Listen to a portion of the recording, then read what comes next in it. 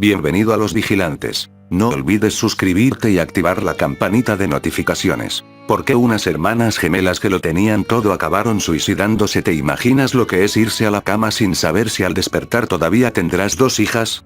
Jane Cannon pronunció estas palabras horriblemente proféticas en una reunión con un consejero menos de 48 horas antes de que su hija Sam Gould se quitara la vida. Trágicamente, la hermana gemela de Sam, Chris, también se suicidó unos meses después. Mientras se llevan a cabo investigaciones para examinar lo que sucedió, Jane y su esposo Ian Gould se preguntan qué más se podrían haber hecho para salvar a sus hijas. Al crecer en Sawbridgeworth, Inglaterra, eran niñas normales, sanas y felices, dice Jane. Nacidas en noviembre de 2001, eran brillantes desde una edad temprana. Ian Gould, quien también es gemelo, dice que su filosofía como padres era exponerlas a tanta diversión y actividad como fuera posible.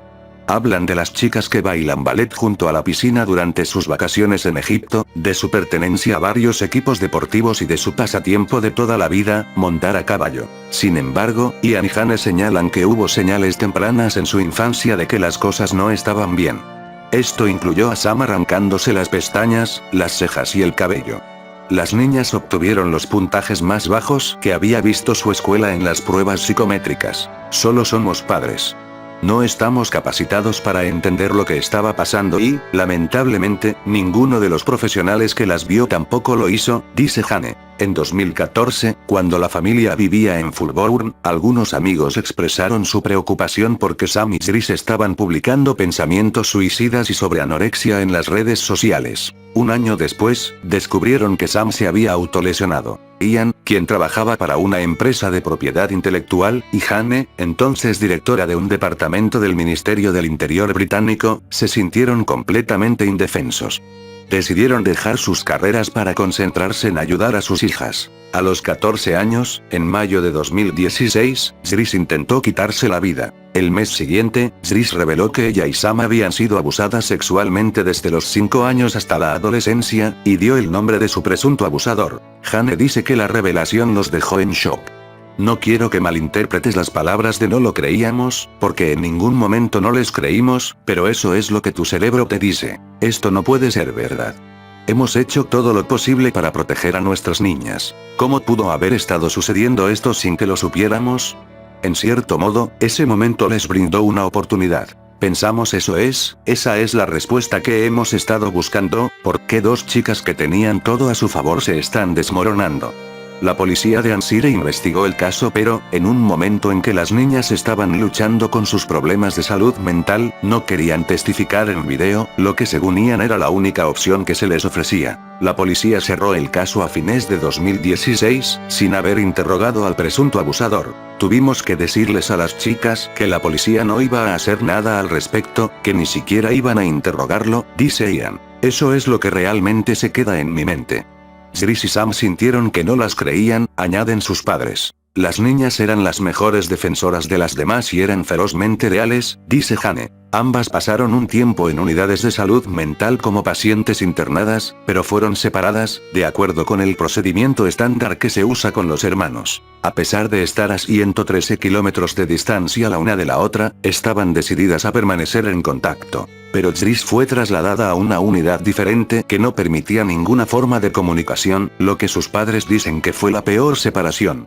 Ian y Jane lucharon para que sus hijas fueran diagnosticadas con una enfermedad mental específica, a pesar de mostrar signos de un trastorno límite de la personalidad. Jane cuenta que parecía que el trastorno era un diagnóstico de Voldemort para las niñas, comparándolo con el personaje de Harry Potter que no puede ser nombrado. Como no quisieron nombrarlo, no pudimos educarnos al respecto, indica. Las chicas estaban desesperadas por saber qué les pasaba, ellas mismas lo decían. ¿Por qué me siento así? ¿Qué me pasa? Los profesionales se negaron a darles una respuesta, aunque, con el paso del tiempo, la respuesta se hizo cada vez más evidente sobre su diagnóstico. Ambas chicas tenían una pasión por la música rock y la familia fue al festival de Reading en agosto de 2018. El 1 de septiembre, Sam y sus padres vieron una película juntos y todo parecía normal. Pero en las primeras horas de la mañana, su madre la encontró muerta.